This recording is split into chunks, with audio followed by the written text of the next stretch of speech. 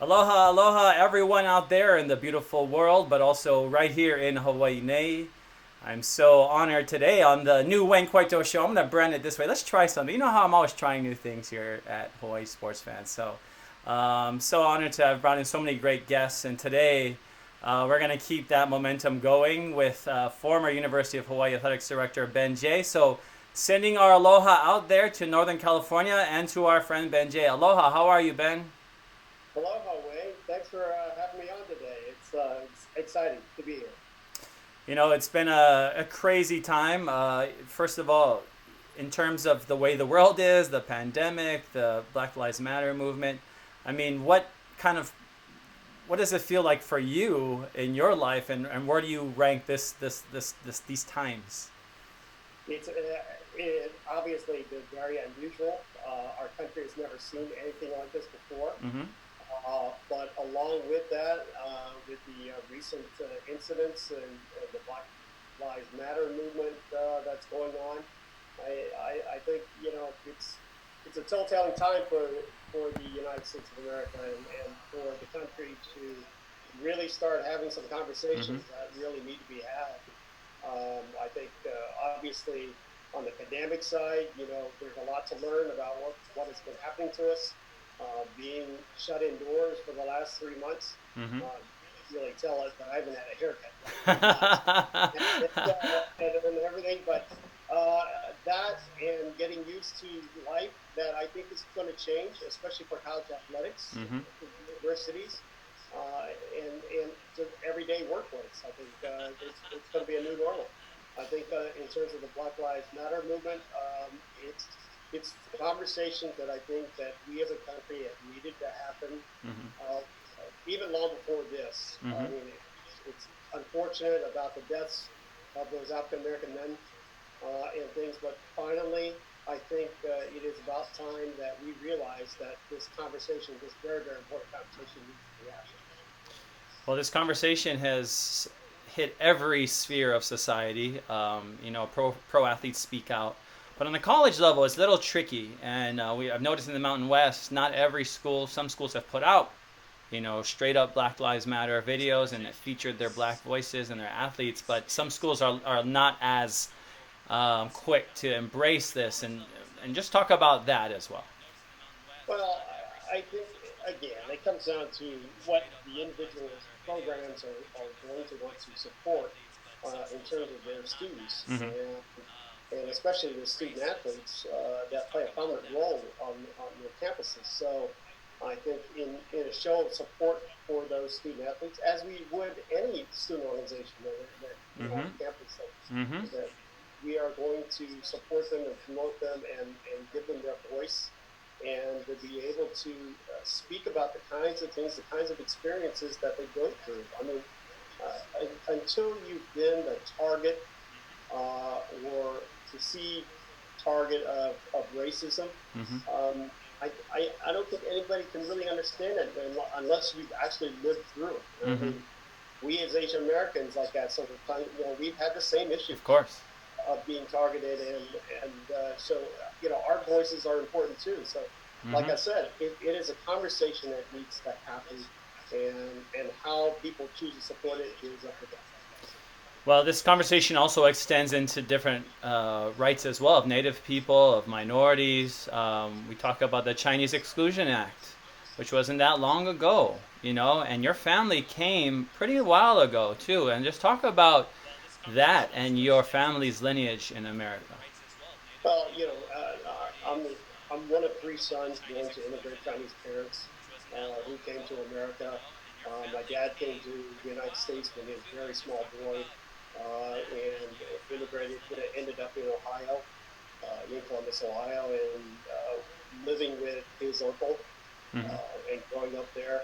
Uh, he enlisted. He was a soldier during World War II. He was a World War II veteran. Served 3 years in Europe, North Africa, Italy, and France. Wow. So I'm a proud son of a veteran, of a U.S. veteran, U.S. Army Mm. veteran, and I'm very, very proud of his history and his service. And he fought for what he thought was right for America. Mm-hmm. fighting for democracy, fighting for our freedom. And that was something that Dad taught me when I was young. The stories about what it was like over there for 3 years serving in the army, and it always stuck with me. And that's why I think we're very proud citizens, American citizens. Mm-hmm. First, we are obviously of Chinese American background, but Mm-hmm. we are proud of being citizens. And of course, the three sons were all born in Columbus, Ohio. So we've carried on that tradition of our parents who worked hard to provide us. We grew up pretty poor, and they did everything they could to make sure that their three sons got a college education at Ohio State, and that was what they did, and provided us opportunity. And so the success of all three of us right now is due to the hard work and dedication that and sacrifice that our parents had. Well, talk about Columbus, Ohio. How your uncle ended up getting there to Columbus, of all places. Yeah, my uncle ended up with a Chinese hand laundry in Columbus, Ohio, the Charles Wayne Hand Laundry, Okay. and so he took my dad in, and my dad grew up in the laundry, and just spent a lot of time there. Mm-hmm. And then after my dad went to war in World War II, after the war was over, he went back to China and married my mother, who was a school teacher at the time in the Wow. village. And so, as a matter of fact, it was about 10 years ago. My mother and the three sons and we were all there in China, and she showed me the very spot on the school grounds where she and my dad first met. So cool. Wow. Yeah, it was Very very, cool. very cool. I got to see where she used to sleep. She used to sleep at the school. They had, Wow. beds and residences for the teachers there, and she was able to show all that to me. And again, it was a wonderful experience to be able to share that with my mom. Mm-hmm. But yeah, she showed us the exact spot where they first met, and they got married, and she came to the United States and settled in Columbus, Ohio, just with my dad. Well, we're going to talk a little bit about Columbus, Ohio. So the first time I heard about Ben Jay, I was at a 2012 NCAA symposium in New Orleans, and it was the 40th anniversary of Title IX, and we talked about those issues. But you are so prominently featured as well. And it was cool as Asian Americans within the athletics community, and with all, like we know, being with all people of color, all administrators of color, we have this synergy together because we understand, you know, that there are some blockages sometimes. We understand we come from different backgrounds, so we don't all have the same opportunities. But seeing you up there on that stage and meeting you and knowing how high of a place you had at Ohio State, that was really cool. But it was like, whoa, this Chinese guy is from Ohio? Like, that's cool. But, talk about your Ohio experience up to there, because I know you were a student as well, and then you moved around a lot. You went to the Pac-12, I believe, or Pac-10, Right. and talk about that pre coming to UH. Well, pre coming to UH, so grow up. I grew up in Columbus, Ohio. Like I said, at a hand laundry, and Mm-hmm. then later on, my parents bought a little grocery store in Clintonville, just north of campus. And eventually, my mom turned it into the very first Asian American grocery store in Columbus. Cool. Wow. And so serving a lot of the student population at Ohio State and the families around the city of Columbus. And Mm-hmm. so it was a much needed thing. And my mom recognized, yeah, my mom's always been quite the entrepreneur. Mm-hmm. Yeah, Mm-hmm. she was able to put this together with my dad. My dad had gone off to butcher school to learn how to be a butcher Wow. up in Ohio. And, when they bought the store, they were ready. And we started, like I said, as a little corner grocery store in this neighborhood, and it eventually grew into being half Asian foods, half American foods, Mm-hmm. and we're still serving as a neighborhood carryout, but we are also serving quite a few Asian Americans, and then also during the time, the Vietnamese refugees that were coming in Mm-hmm. to Columbus and resettling in Columbus, Mm-hmm. we are a Mm-hmm. Mm-hmm. source for them. Yeah. And so, I'm happy that my mom was really quite known throughout the community. She actually, it was almost like Crestview Market was like a social service agency as well. Cool. I And, get it. Yeah. yeah, and so with my mom being able to speak English, she was able to translate for those Chinese families who didn't speak English. So when they needed a doctor's appointment, when they needed a lawyer, when they needed something, they could have my mom interpret for them, and so that was terrific. So we grew up there in Clintonville, and John, Dan, and I all went to Ohio State. We all went there. John graduated from College of Arts, and I was a College of Business, and so was Dan. And so, but we have three very distinct careers going on. So, and so in terms of the success of the J brothers, like that. But yeah, traveling around, I got into baseball first. I was in minor league baseball. Then with the Redwood Pioneers in Northern California here, my first job. Then got elevated to the Cleveland Indians, where I worked as director of operations for the Cleveland Indians in the mid '80s. Uh, did a little stint in New York as a senior operations manager with Bloomingdale's at the New York store. Really? Okay. Wow. And then went back to Ohio State to finish my master's degree in sports administration, and was working in the athletic department there at Ohio State. Went on to Fairfield University as an assistant athletic director, and then I made the jump from Little Fairfield University to the Pac-10 conference, to become their assistant commissioner and CFO there. Spent like 13 years with the Pac-10 Wow. as CFO and assistant commissioner. Um, Ohio State came calling. Gene Smith had just left Arizona State as athletic director, Okay. went to Ohio State as AD. And Gene and I knew each other very well, and he brought me back to Ohio State in 2006. Cool. Okay. Wow. I'm sorry, 1990, yeah, 2006, yeah, towards the end of 2006.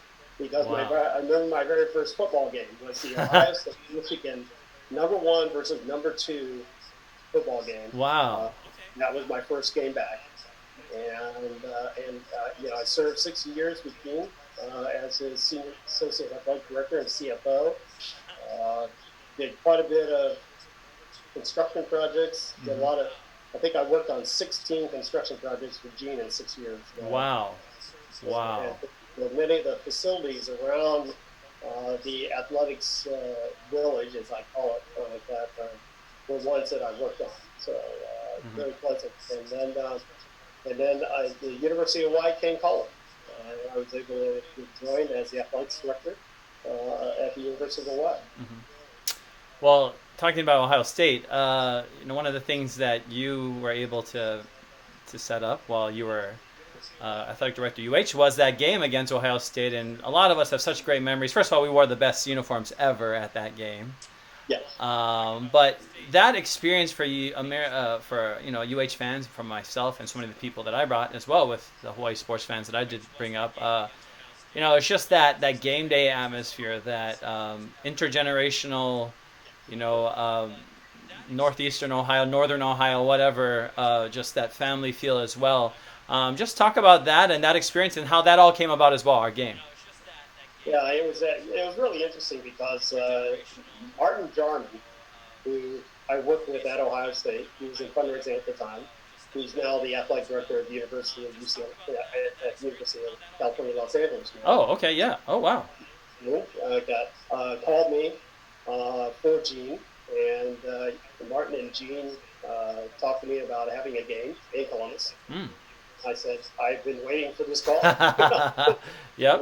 I mean, the rigors of it was really nice at the time because, I mean, it was a $1.2 million payout. Mm. That was quite a large payout for one of our non-conference games. And the one thing that I had really wanted for our football team and for our athletes to be able to experience is playing a game in Ohio Stadium. For 6 years I ran Ohio Stadium. I ran all operations on game day side.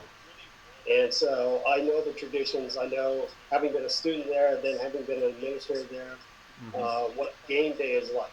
When you have 105,000 people in the stands to watch a football game, to see the band, the Ohio State marching band coming down the North Tunnel, at the Mm-hmm. beginning of the Yep. game. Yep. There's all kinds of wonderful traditions that I wanted our student athletes to be able to see. And so that was absolutely great experience for them. And it just so happened that 2 weeks later, after we had completed the deal with Ohio State, Wisconsin called.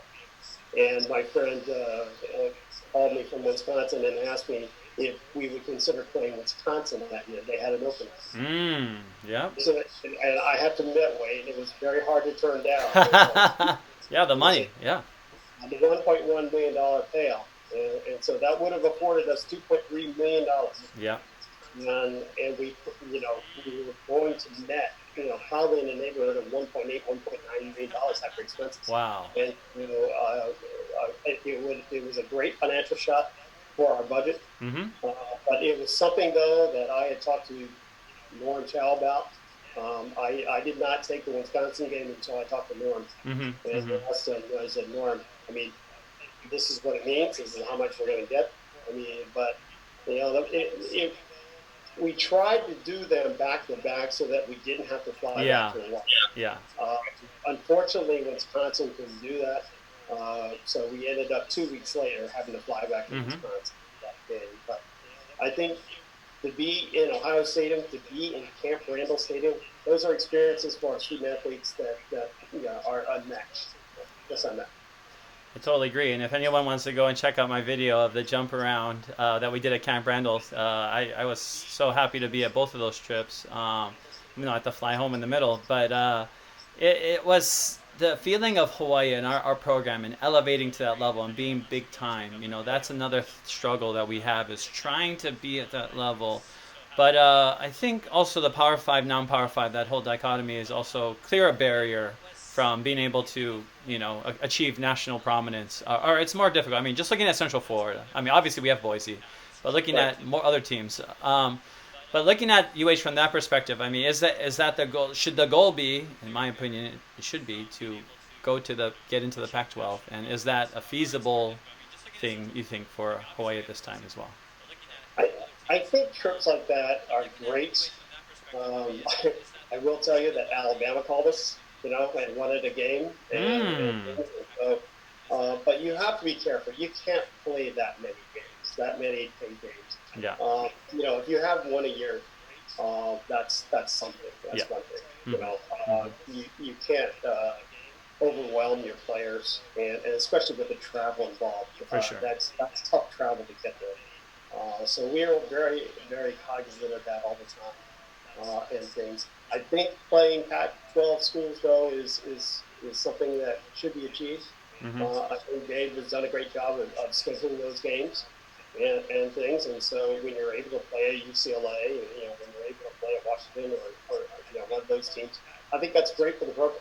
I think because you have to remember, it's television for Hawaii. Mm-hmm. It absolutely, the one thing about being at Ohio State and at being at Wisconsin is the fact that we are going to be on national TV. Yeah. We are going to be on a national cable network. Instead of just being limited to Hawaii and parts of the West Coast, we are going to be seen nationally. And so that was an important aspect of why we decided to go with those programs. Do you see any likelihood of our program entering those ranks of a Power 5 conference? Any of them, particularly, obviously, the Pac-12 would be a nice fit, but do you see that possible with our program right now? I don't. I think with the way things are going in college athletics right now, with the great divide that's happening right now with the Power 5 Mm-hmm. and the other 5 conferences like that, it's just a lot to overcome. Mm-hmm. I think the new stadium will help eventually, but I think in terms of Hawaii's entrance into possibly another conference, Yeah. but I think let's face it, the Mountain West Conference is not bad football. No, not at all. Not at all. Not at all. It's Not not at all. football. Not at all. Not at all. It ranks right up there as being the 6th conference in the nation. Absolutely. Absolutely. you're usually number 6 and number 7 in the country, Hmm. at that point in time. So the Mountain West has a lot going for it, and I think that's something definitely that Hawaii needs to stay with. So I think with the uncertainty of what's happening, because let's face it, the Power Five schools just outspend Hawaii Hmm. like by an incredible amount. Absolutely. Absolutely. They have the ability to do that. They have the revenues coming in. Hmm.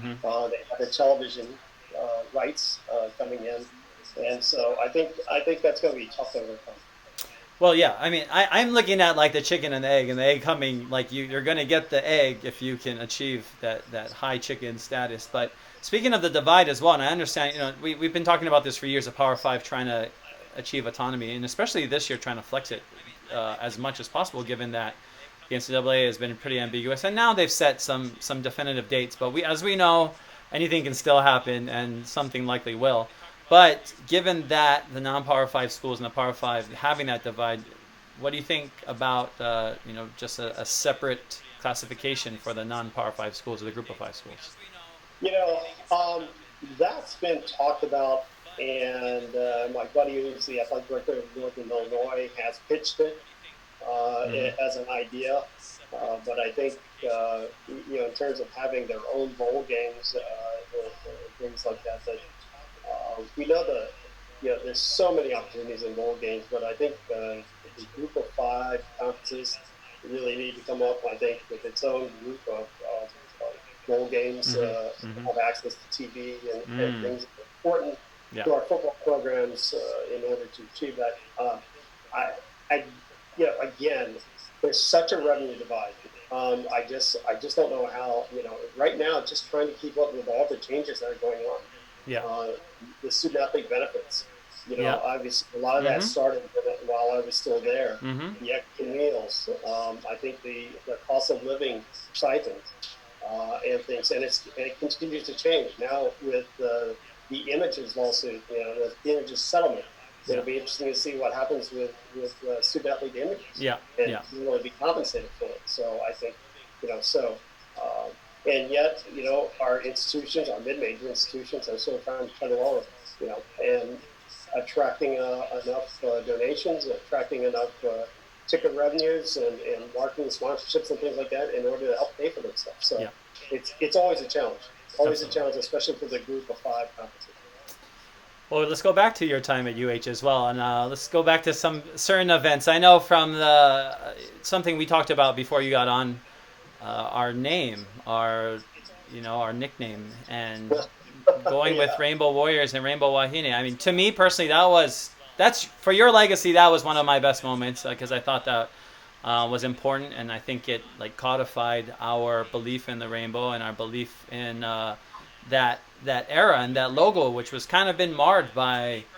It's not. It almost seemed like when we did adopt this new logo, which is behind me, and which I still love, and I still, you know, rep as much as possible. It's almost like we tried to replace the rainbow in a way, and that was not. It's not the thing at all. And I think when you brought it back, or at least put it into some strong language that this was now our official logo right. or nickname, it did a lot. But yeah, just talk about that whole experience as well for you. Yeah, that was a very fun experience, Wayne, from the standpoint of when I got there. One of the things that John McNamara had talked to me about, he was my senior assistant Mm-hmm. athletic director, and we were talking about the 7 different nicknames that media was using. Yeah, I mean, there was 7 different nicknames, that's true. and and we were trying to come up with, okay. And the question I was always asking, even I think in the first 6 months that I was there, I was when I was out speaking to alumni, when I was out speaking to fans Mm-hmm. in different groups, I was asking that question. To, you know, what should be our name? Mm-hmm. Who are we and what do we represent? Mm-hmm. I asked those very 2 questions and things, and I got a mixed bag at Mm-hmm. the time. Mm-hmm. And so I know some people were still pushing for just warriors, for the Mm-hmm. male teams and things, the things that Jim Jones had brought in and started. But I was trying to really get an identity. What is our identity? Who are Yes. we? Yes. And what do we represent? And I made the mistake of saying one day in an interview, I go, well, I think I'm going to go with Warriors and Rainbow Wahine. Like that. And what a firestorm that started. And as to the media firestorm in the community, Hmm. and I can laugh about it now, but I remember the again, and it wasn't like I wasn't asking the question. I was. Yeah. I really wanted to know what people felt within our department, with at the university, with our fans and alumni. I said, what? Who are we, and what do we represent? Yeah. Yeah. And of course, I turned around and I said, we're going to be, ideally, when you think about it, we're going to be the Rainbow Warriors and the Hmm. Rainbow Raccoon. Hmm. And that's going to be that. That's what we're going to be, and that's what we're going to be called. And so, you know, I, I, I have to admit, even during that Ohio State Hawaii football game, listening to the commentators, because I did a pregame show at the local TV station Of there course. before that game, and then listening to the commentators during the game, and to be referred to as the Rainbow Warriors was like, I'd have to admit, it was a proud moment. Well, it was a really proud moment for me. And to be called that by national media is important. I think the university for the state of Hawaii and for our teams. Well, the Rainbow Wahine as well. They were able to. You had that uniformity with the Wahine and our men's and women's teams, which was beautiful as well. And I think that's what was left out if you just did Warriors and Rainbow Wahine. So I think great, just a choice there. And you showed your athletic prowess and also your spirit at one Wahine volleyball game. I believe it was an NCAA tournament game. And you were caught on the stairs running up and down and getting everybody fired up. But talk about that game. It Um, was BYU, I think, right? And we got swept, I believe. it was. Yeah. We got swept by BYU, unfortunately, in that Hmm. in that game, and I'm surprised you remember that, Wayne. I remember everything. Um, what you may not remember though was several weeks before that was the Wahine basketball Oh, game. the West Virginia game. Oh, I was just about to talk about that as well. Of course, I remember that too. Of course, we're going to talk about that West one because Virginia game. that was WWE meets the Stan Sheriff Center meets Ben J. So we definitely have to go down that walk as well. But keep Yeah. going. I'm excited. Now we're really talking about the Ben J times. Yeah, so before that Wahine volleyball game, obviously we had the Wahine basketball game where the game was supposed to continue, where the fight broke out at the end of the game. And I was standing at center court getting ready to present the awards to the two teams. Hmm. And I see the fight breaking out in the stand, so I ran over and I leaped the bench and jumped into the middle of that. So that's just me. Trying to break up the fights that were going on and trying to peel people off. And somewhere in the process, because a couple witnesses told me later, somewhere in the process, somebody hit me in the back with a chair, and I God. can tell you right now, I never felt it. I think I was just so hyped and trying to break up the fights and things that I didn't feel it until we could get the Hawaii fan out of there Hmm. and protected by our staff there at the arena. And as a matter of fact, it was actually one of the mothers of one of the Hawaii basketball players was protecting that Hawaii fan in the Mm. corner from being Mm. assaulted from all of these West Virginia fans. And so as we're breaking up and settling things down and things, I all of a sudden, oh, and what happened at the same time, what I found out later who she was, but a woman fainted, went to the ground, and she was having a heart attack, Wow. and it happened to be the wife of the coach who went down, and so we were trying to clear the area, trying to get our EMTs in there, fire people in there to treat her because we were thinking that she might have had a heart attack Wow. and things. So I was like busy, trying to clear the area of that. And then as the fire EMTs and everything were working on her, I started walking away, and then all of a sudden my back started pulling on me Mm. Yep. and everything, and I kind of collapsed to the floor. And every photographer that was there also noticed that as well, if you also remember that. It was kind of funny because I didn't think anything of it. I just thought I had back spasm. Yeah. I really didn't think much of it. They took me to the trainer's room and looked at me. I thought I was okay. They wrapped me up and I went home that evening. Mm-hmm. But right around 2:30 in the morning, I turned the vein and I said, I think I need to go to the hospital. The Ooh. said, what?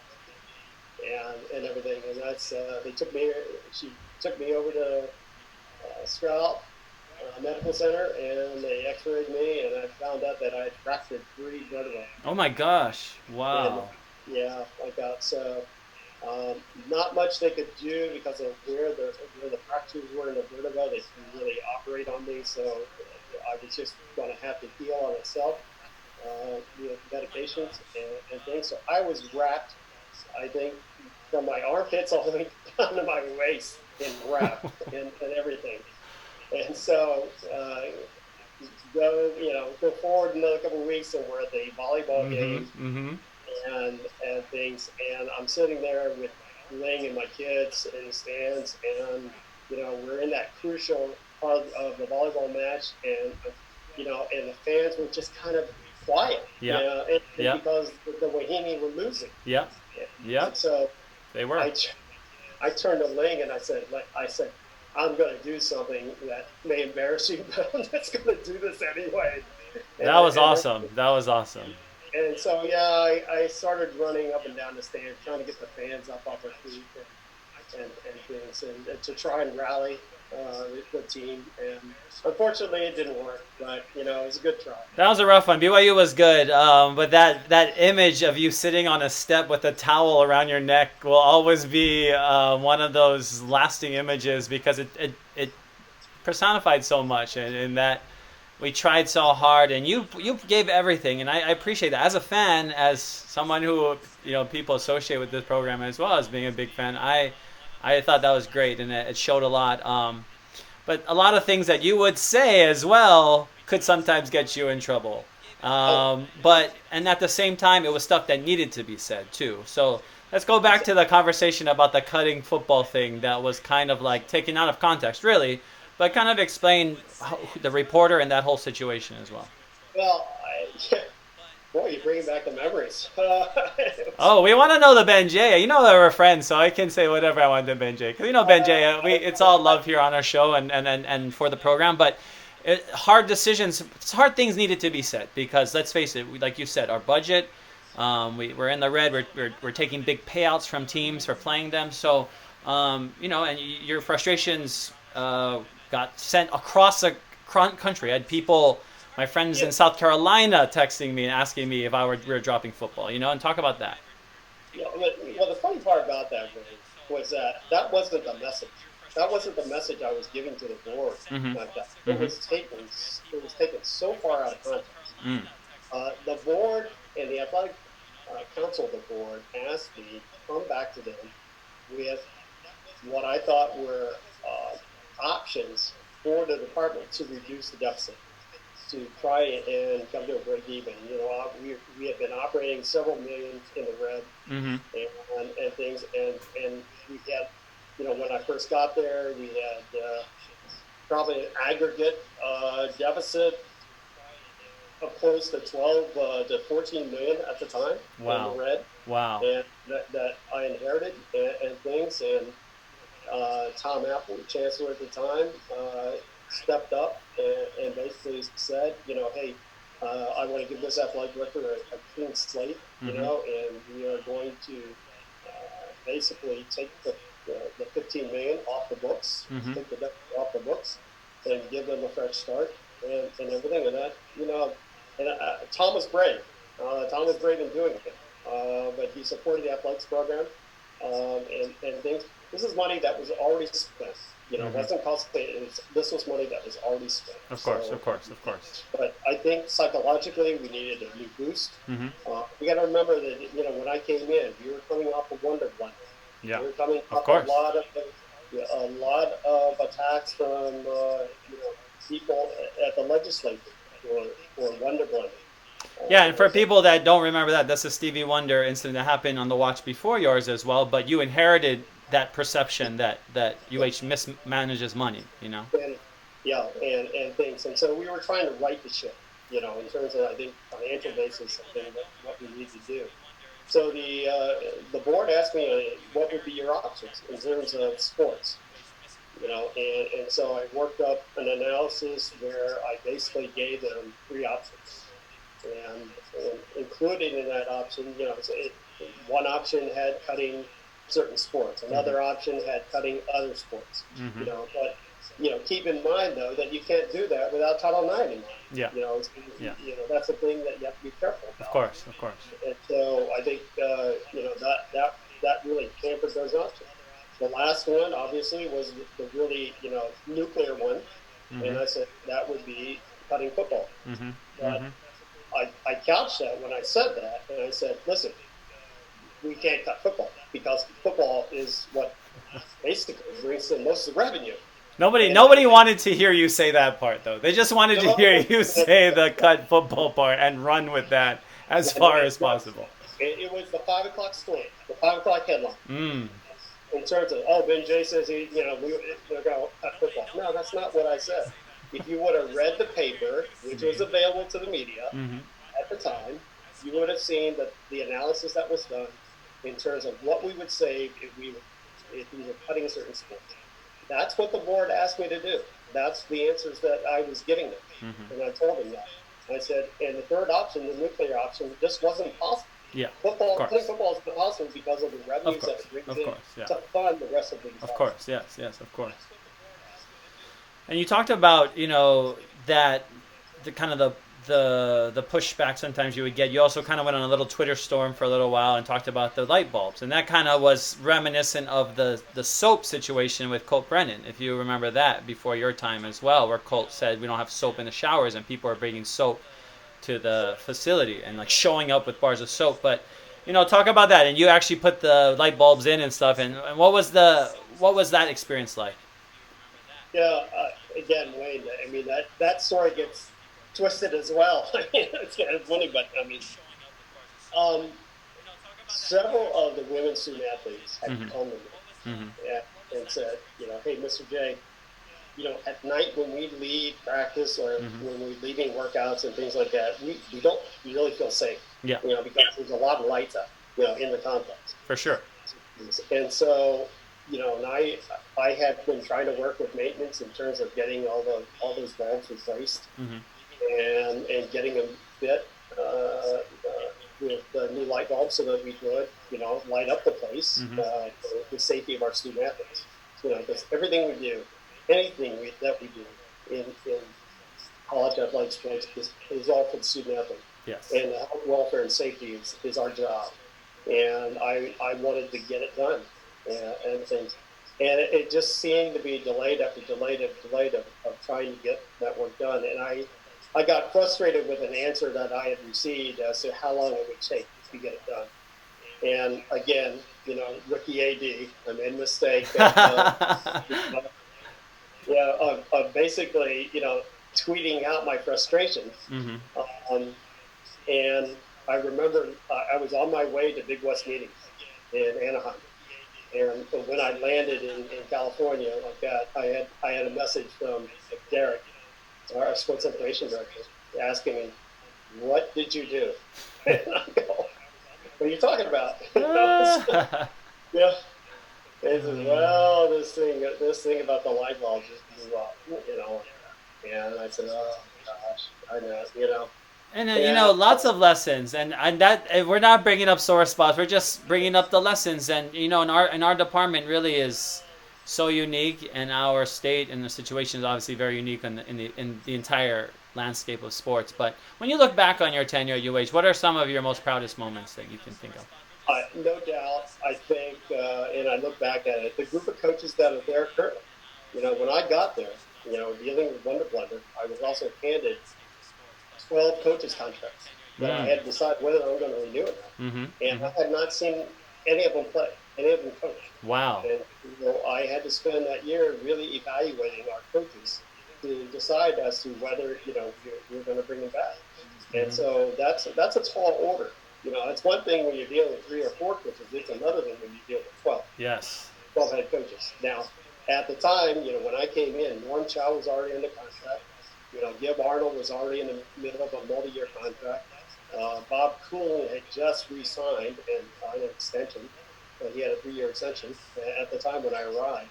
And so, but I had 12 others I had to evaluate and decide what to do.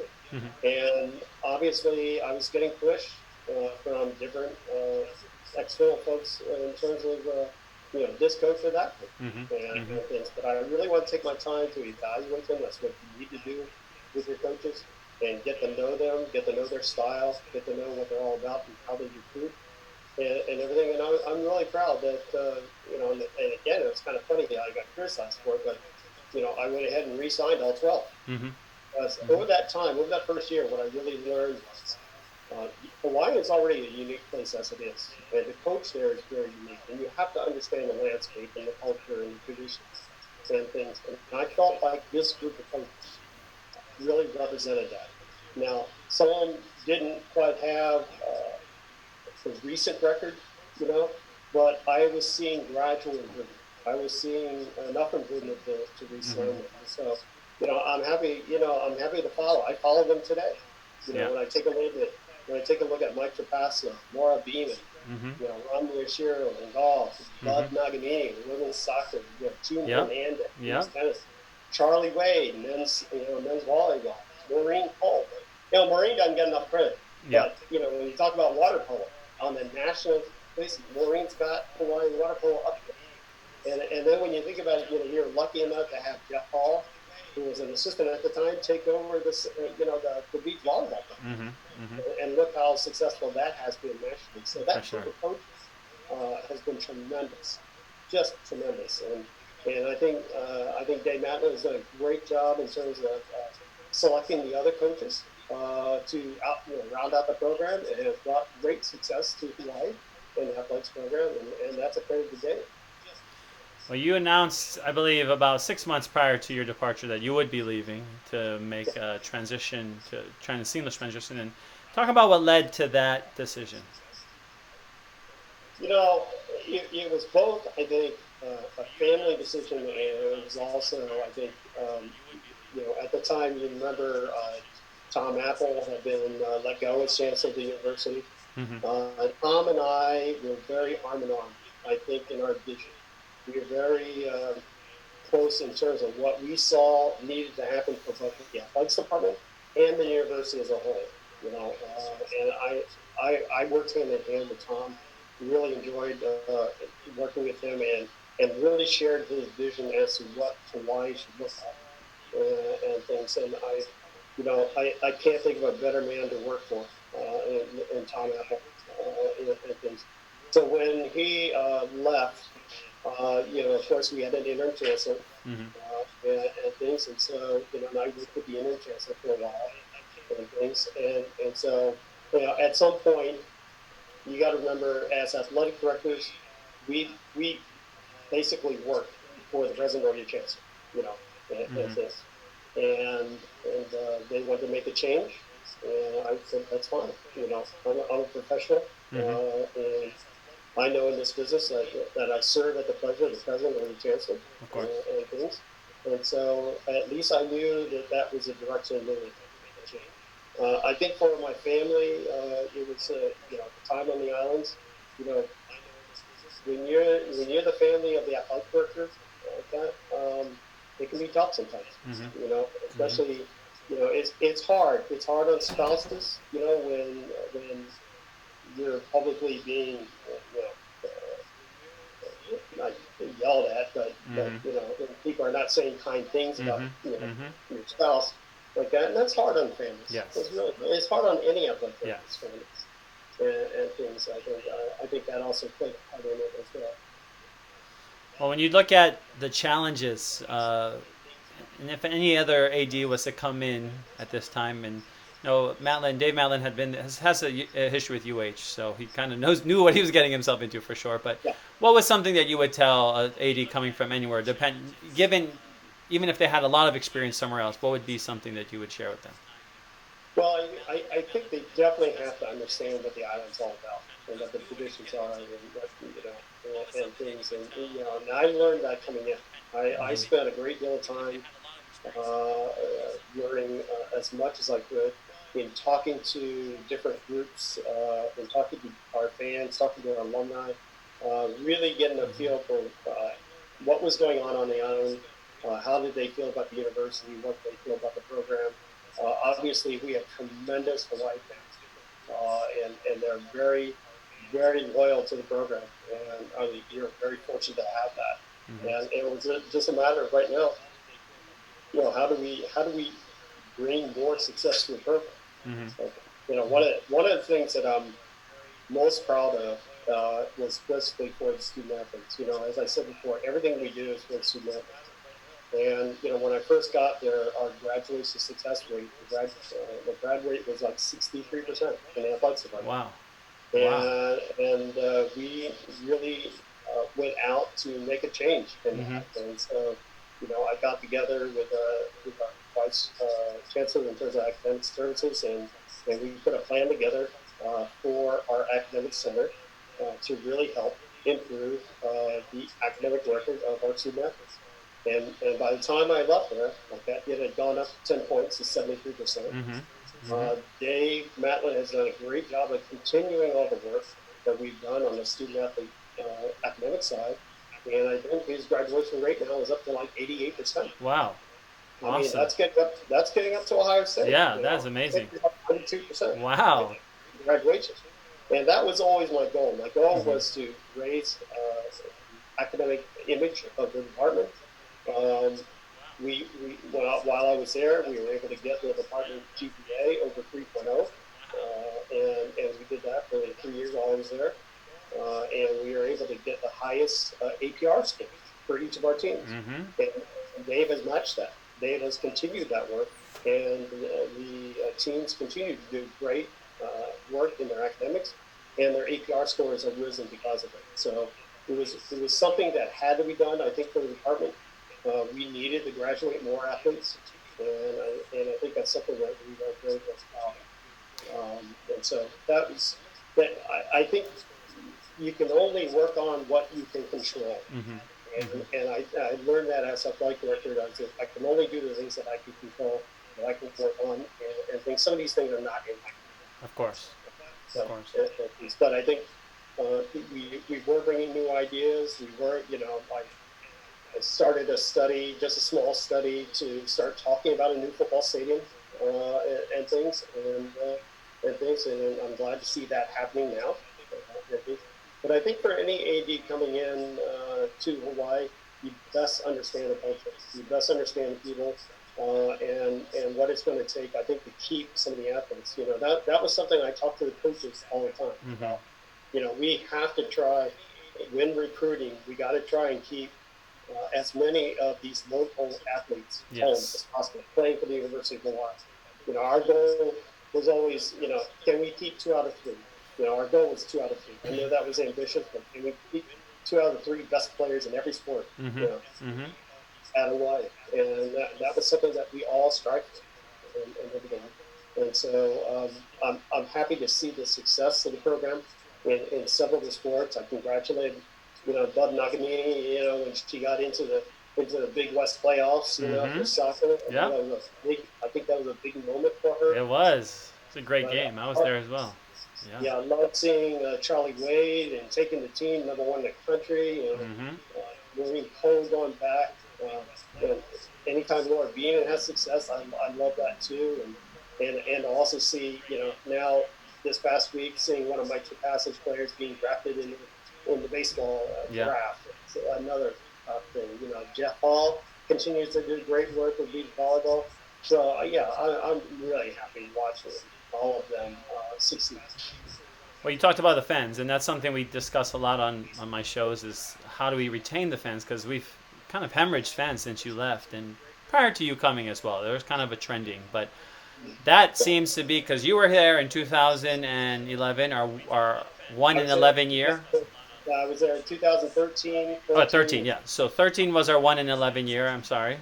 Right. And our last game of the year, we play Army. We win that game. We're 1-11. But we had 25% more people at that game than we did for our San Diego State Division title game this past year at the stadium. So what we're trying to get to the bottom is how do we keep our fan base? What did you try to do, and what do we need to keep trying to do?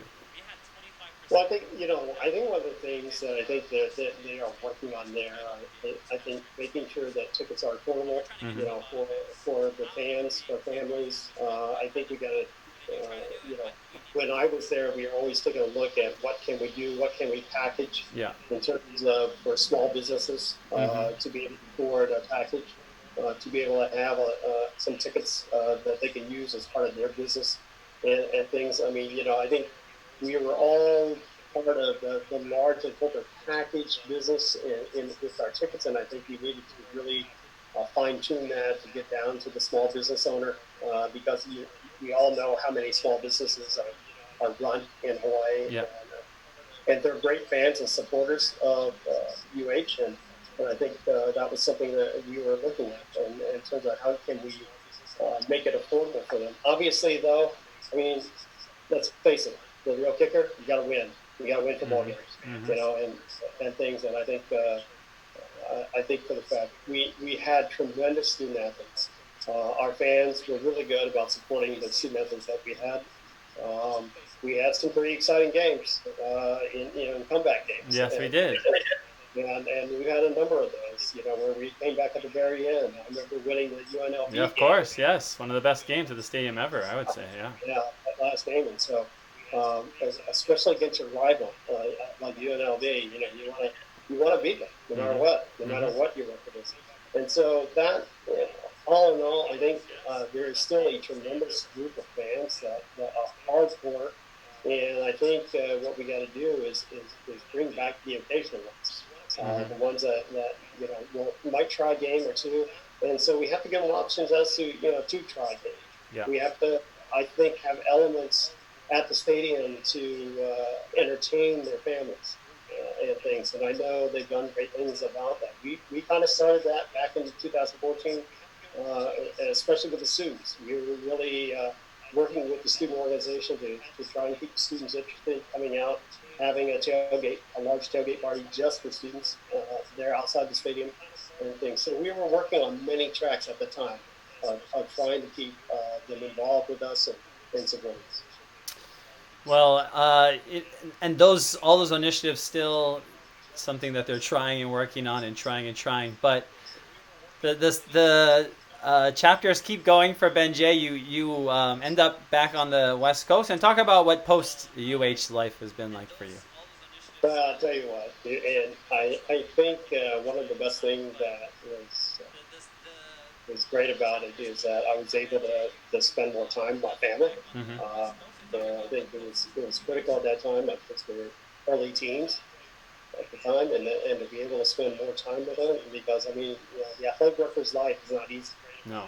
You're on the road, you're meeting with donors, you're having a lot of dinners, you have a lot of meetings, you're spending a lot of time away from your family, Mm-hmm. and it was nice to capture some of that back. To be able to take them to school, be able to pick them up from school was a nice thing to be able to do at that time. And so I was doing some consulting work at the time, so I could spend more time with my family. And then came back out to California where I did some work for the Academy of Art to get them organized. And now I'm currently working in youth soccer as executive director of the California Youth Soccer Association, or CalNorth as we call it. Representing 130,000 youth soccer players in Northern California. So I think we're the third largest youth soccer association in the country. And Wow. so been spending my time doing that, but also be able to watch my kids graduate. My oldest daughter now is a sophomore in Seoul, South Korea, going Really? to get Wow. yeah. No, she's a student over there in Seoul, South Korea. My twins are just finished their junior year. They're getting ready to go into their senior year in high school and things. So it's been fun. It's been fun to be able to spend family time, and I really really enjoyed that. Well, now that you have a chance to also interact with your kids and their friends and kind of make new memories on your own, what are some of the personal goals you have for Ben Jay? Kind of now that you've kind of run the gamut of all kinds of things that you could do in athletics, but what's left for you? Well, you hit on it early on, Dad. I was actually one of the early Asian Americans in college athletics. Outside, of course, then I end up learning about all of the athletic directors who were Asian American at Hawaii. Yeah. Yep. But on a national basis, when I got into the business um, after baseball, I think in 1989, I remember going to my first national conference, College Athletic Business Management Association, and you walk in the room of hundreds of athletic administrators, and you're the only face, Mm. and you're the Asian face Mhm. in there. Mhm. And that was something that I really wanted to work hard on. I really did. I wanted to see if I could find other Asian Americans who might want to get into the business. I mentored quite a few to Mhm. be able to do that. But as I started rising through the ranks, in athletics like that, I was proud to represent Asian Americans. I think every year when I was looking at those NCAA diversity statistics, it was Mhm. kind of disheartening to see six. Yeah. So, Yeah. No, I was the well, same thing. Yep. you know, out of thousands of athletic administrators across the country in Division One, Two, and Three, it was a very single digit number for many years. Yep. So at the time, I was proud to represent, but I also felt like I needed to help grow it because I think there were other kids who had this same dream Mhm. of following up sports uh, as players, as former players, and things like that, and be able to go into the business and be able to be Asian American athletic administrator was important. Yes. Uh, so it was kind of fun. I mean, I think one of my most proud moments is while at Ohio State. You know, talking about diversity. We were talking about the top four leadership in the athletics department at Ohio State at the time, Mhm. and it was Gene Smith and Michelle Willis, two African Americans, and Pat Chung and myself as two others, senior associate athletic Mhm. directors. Mhm. And so the top four being two African Americans and two Asian Americans, like that, we were very proud of that. Absolutely. Gene was very proud of that, and I think at the time to be able to have that kind of leadership at the top of the department. You're talking about over 1,000 student athletes. You're talking about over 350 employees. You're talking 36 sports and 130, $140 million budget at the time. And to be in charge of that was very important. Mark, I think. Pat and I joked all the time. I mean, we said Gene was an honorary member of the Asian American Athletic Administration. Just for having us on staff. Yeah. And things, and so we're very very proud of that fact, and to see others now follow. Across Vicky Chung, at Mhm. Yale, Yep. I love Vicky Chun. Such a great spirit Amy, too. Amy at the America East Northeastern. Conference. Yep. Yep. That. I mean, those were always some. We tried in the beginning to really kind of rally the Asian American administrators, where Mhm. she was an administrator, athletic director, or assistant, something like that. And again, there were very few and far between at that time. And so to see it grow now is very very pleasing. Well, we won't talk about Patrick Chun too much because we know what he did. What kind of theft he pulled in the middle of the Las Vegas night, taking a photo on the top of a building with the But flag. yeah, What would the yeah, show be without a reference to Washington State? What would it be? It's funny how it exactly. just full circle type things, right? Full circle right now, right there, like that. But you know what? Uh, You, it was kind of funny because I had a feeling, that that's who Pat might target. I really did, and let's face it, he's proved himself. You Absolutely. know, he absolutely has proved himself, Hmm. and I think given a shot at a Pac-12 job, why not? Like that. I think that's all what head coaches strive for, and everything, and that's a lot of money. It turns Hmm. out Hmm. like that. I mean, when you think about again that difference between what a mid-major program or a Google Five program can afford to pay Of versus what course. Power Five program can pay, it's it's such a tremendous Of gap. course. It's hard to turn that down. Yeah. But I don't blame them at all. Well, I mean, as we close off another day, I know you're in. It's about 9 p.m. there in Pleasanton, and as the eve sets around you, it's a summer day. What are the things that you think about in life? What are the bigger picture things that Ben J ponders in life these days? Well, I think I'm wondering about is there one more place that I can go make a difference? Mm.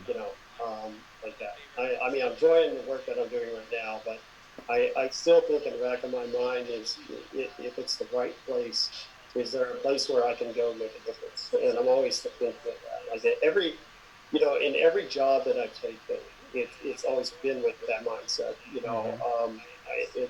I knew coming into the Hawaii job that it was going to be tough. I knew that there were a lot of things to work on there. Mm-hmm. But I've never shied away from challenges. I've never shied away from taking on things. And, you're going to win sometimes, you're going to lose sometimes. Yeah. But I've never shied away from trying to tackle the issues, trying to talk about what needed to be done, what needed to be talked about, and things, and to stop basically the same old kind of thing going on like that. I mean, if you want to change the program, I mean, you got to think big and you got to think differently. And I always try to bring that to Hawaii. I tried to bring that to the staff. I think the staff really enjoyed the fact that we were thinking differently and things and trying to do things. I mean, bringing the retro uniforms was the best thing I could think of. Absolutely.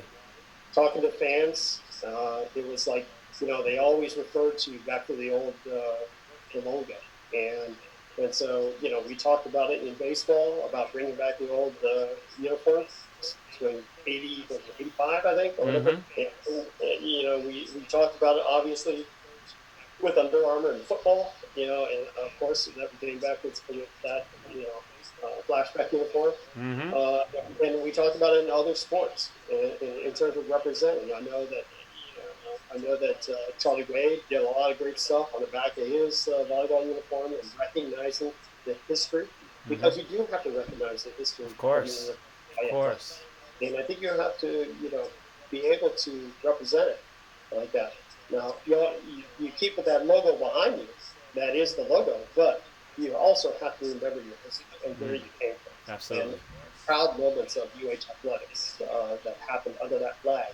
And so that's why I felt it was important to bring the retro stuff back, because quite frankly, on the side you're always looking to sell more. Mm-hmm. Yes. And if you're going to sell more, and if you're going to sell more, it was going to be bringing back some of the retro stuff. Well, I appreciate that. As a retro buyer, I appreciate that a lot. I have all the retro jerseys and most of the retro gear, but from the bottom of my heart too, Benji, I appreciate you. I respect you. I respect your journey and everything that you have done in your life. And being an Asian American too in the Midwest, I don't even know how that would be like, especially for your father at his time. And that journey is really important to who you are today and the impact that you left at UH. So definitely want to thank you for that. Thank you for the retro, but mahalo just for your service and mahalo for sharing your time with us. It is absolutely something we all appreciate. So mahalo nui. Mahalo. Okay.